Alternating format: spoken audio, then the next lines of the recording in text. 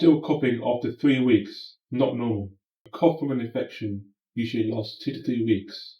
Speak to a doctor if you're getting wheezing, a tight chest, difficulty breathing, pain in breathing, coughing blood, or no improvement after 3 weeks.